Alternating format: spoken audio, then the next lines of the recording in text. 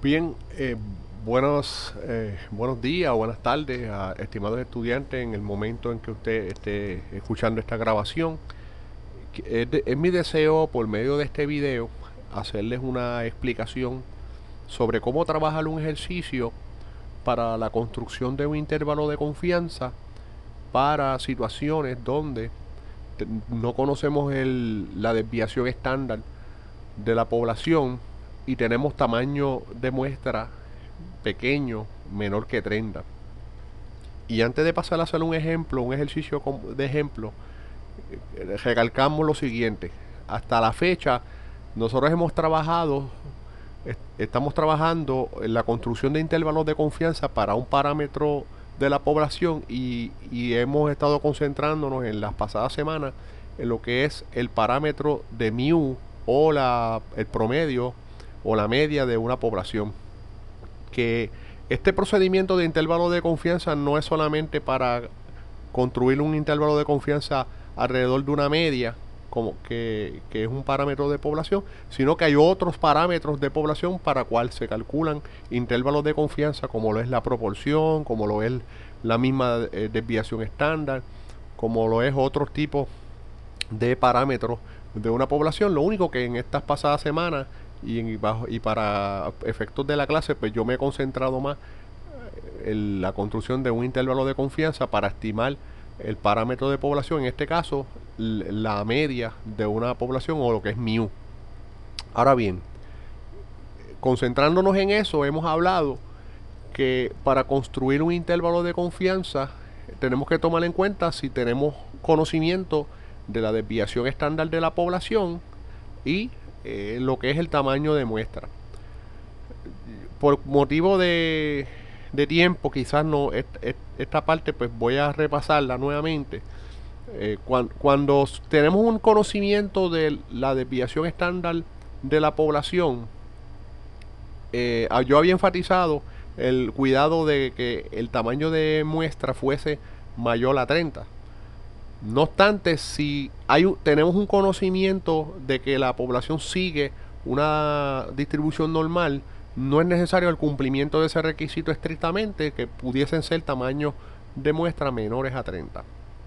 Ahora, si desconocíamos el tamaño, la desviación estándar de la población, entonces sí tenemos que tener en cuenta que el tamaño de muestra sea mayor de 30 para así seguir utilizando el valor Z en la fórmula para la construcción del intervalo de confianza, pero que el error estándar que íbamos a utilizar no era el error estándar basado en la desviación estándar de la población, sino en la desviación estándar de la misma muestra que estábamos recopilando. Ahora bien, ahora el ejemplo que voy a traer tiene que ver con trabajar un intervalo de confianza para situaciones donde ni conocemos la desviación estándar de la población y el tamaño de muestra es menor que 30. Así que pues, vamos a ver cómo vamos a trabajar eso. En resumen, en este caso donde no conocemos la desviación estándar de la población y tenemos tamaños de muestra menores, no vamos a usar el valor Z como parte de la fórmula del intervalo de confianza, sino que vamos a introducir un nuevo valor que le vamos a llamar el valor T, y que hay una tabla de valores T donde vamos a conseguir ese valor T que vamos a sustituir en la fórmula. Y vamos a tener que tomar en cuenta un nuevo concepto que se llama grado de libertad, que no es otra cosa que el tamaño de muestra menos 1. Y esa tabla de valores T debemos tener conocimiento de lo que es el nivel de significancia que está asociado al nivel de confianza de lo que queremos, ¿verdad? El intervalo que queremos construir y estos grados de libertad. Pues vamos a hacer entonces el siguiente ejercicio. Vean allí en la pantalla.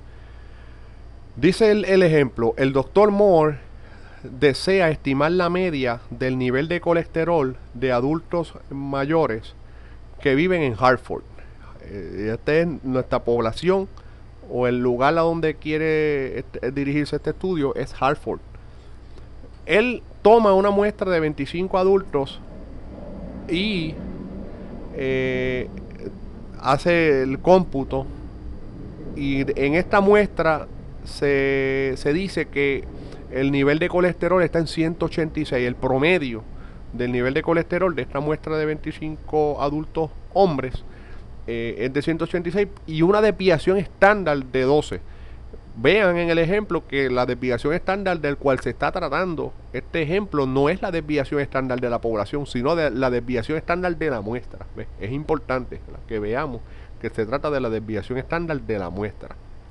Ahora bien, se dice, asuma que los niveles de colesterol de estos adultos siguen o aproximadamente siguen una distribución normal. Ya entonces el ejercicio nos está haciendo énfasis de que se trata de unos datos que vienen de una distribución normal, y esto es un requisito importante para poder entonces trabajar con la metodología que nos prestamos a continuación a preparar el intervalo de confianza. Dice, construya un intervalo de confianza de 95% para estimar el valor de lo que sería el mu o la media de la población real.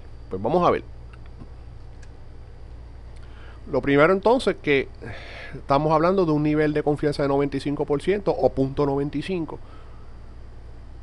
Ya habíamos hablado que el error estándar que vamos a utilizar en la fórmula ya no va a ser el error estándar basado en la población, ¿no? en que tengamos un conocimiento de la desviación estándar de la población, sino basado en la desviación estándar de la muestra. Tenemos que S, que es la desviación estándar de la muestra, es 12 dividido entre la raíz cuadrada de n, que es 25, y ese reloj estándar nos da a 2.40.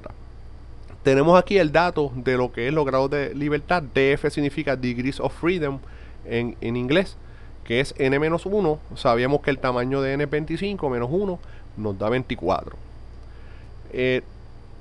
Esto lo vamos a ver ahora, cómo se calcula el valor de T en la tabla T. Y que necesitamos saber que el valor el nivel de confianza es 0.95, por lo cual alfa, nuestro valor de alfa, entonces, dado que aquí rapidito, dado que el valor del nivel de confianza es 0.95, ya habíamos hablado, ¿no?, que alfa, el nivel de confianza, el nivel de significancia de la prueba es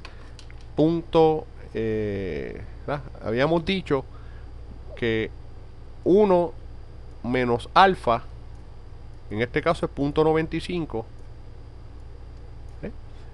Obviamente alfa quiere decir que es 0.05.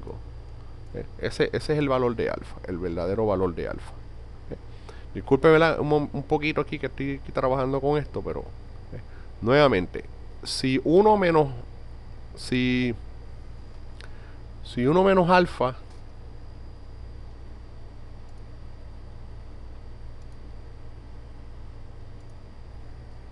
aquí rapidito, aquí, si 1 menos alfa es igual, en este caso, a 0.95, obviamente alfa es igual a 0.05. Eso es algo que ya lo conocíamos y estábamos conscientes de ello en nuestras clases. Bien, entonces déjeme salir un momentito de aquí.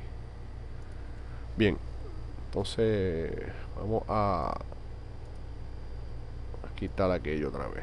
Bien, vamos a ver un momentito entonces cómo es que nosotros vamos a buscar en la tabla de valores T. Bien, en esta tabla de valores T, que está en el apéndice del libro de texto, aquí está en inglés, en los que tengan el libro en versión en español, van a ver esta tabla, todas estas explicaciones en español. Entonces, tenemos la primera columna aquí, que es los grados de libertad. ¿Se acuerdan que habíamos dicho que grados de libertad era n-1? De manera que en nuestro caso, dado que n es igual a 25, los grados de libertad viene siendo 24. Viene siendo 24 en este caso. Los grados de libertad. Ahora bien, lo otro que tenemos que tomar en cuenta era el alfa de la prueba, que se da por estas dos áreas aquí. Por el momento lo que nos interesa a nosotros es two tails, las dos colas, porque este tipo de pruebas de dos colas, habíamos explicado en los fundamentos de los intervalos de confianza, son dos áreas de cola. Y en el caso de nosotros se había dicho que el alfa es 0.05. De manera que usted hace el cruce. Aquí tenemos los grados de libertad y aquí tenemos 0.05 de alfa. Obviamente el valor T que se da por estos números dentro de la tabla son los valores T.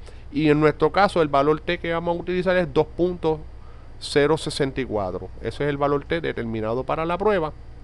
Y ese es el valor que entonces vamos a sustituir en la fórmula. Vamos a ver.